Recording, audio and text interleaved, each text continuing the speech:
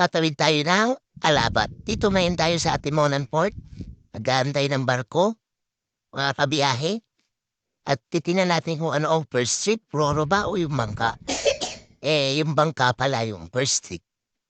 Kaya inaantay na lang natin isakay lahat ng mga motor bago tayo bumiyahe.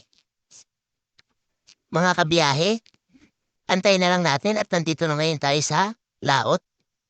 Mabiyahe na ngayon yung ating bangka. Salamat naman at hindi maalon mga kabiyahe.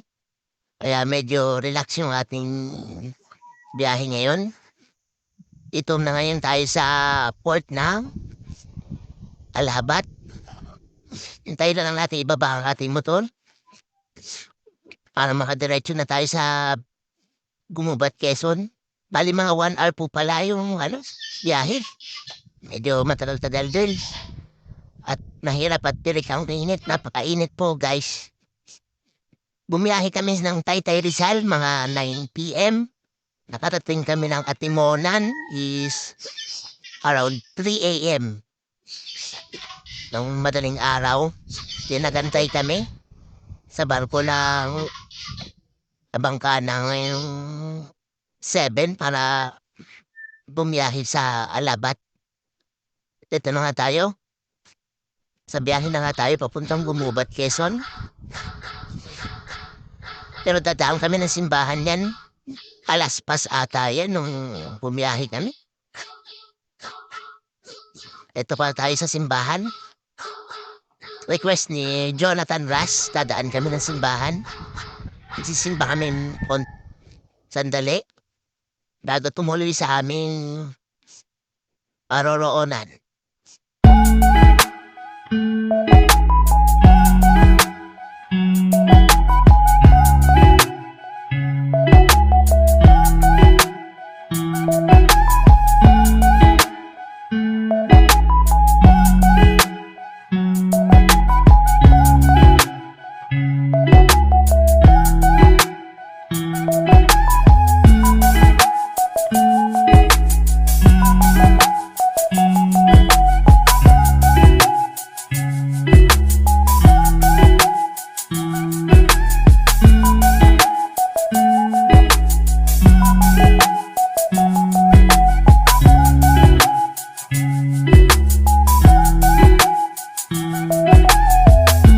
At ito pala yung rest house ni nanay, ang nanay ni Mami Nora Bruno. Ang landa po niya ng laki. Diyan kami noong November kasi hindi pa tapos yung pinapagawa ni Mami Nora.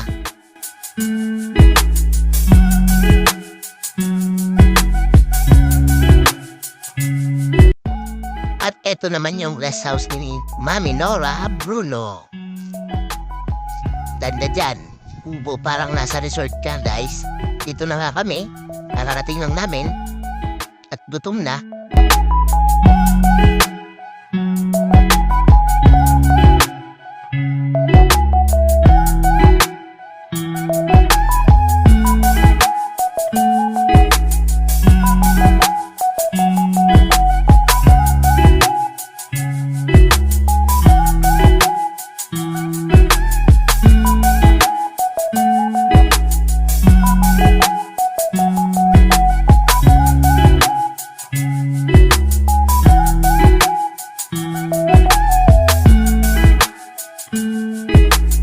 Inaabangan ang pagdating natin ng batang mapulit at na-miss na yung daddy niya.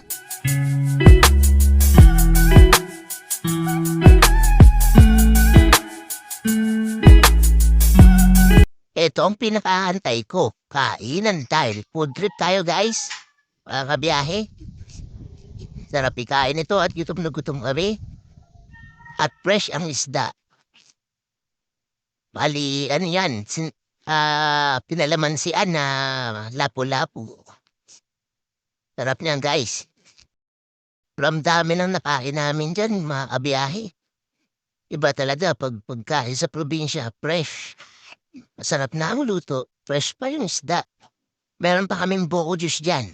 Fresh galing puno, bagong kuha. Maliligo na nga tayo ngayon sa dagat dahil tirik yung init. Tayo magpasunog ng balat. Ang sarap talaga pagdagat. Ano pa hinihintay nyo mga kabiyahe? Maligo na rin kayo.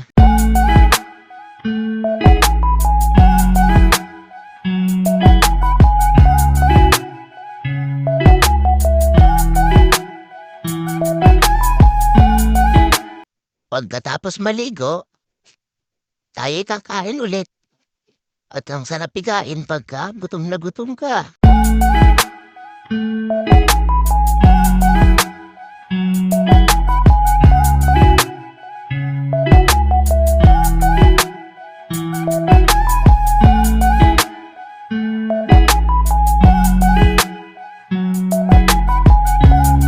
Bumili nga kami ng alak sa bayan para makapag-inom. Kaya iniinom natin, tequila.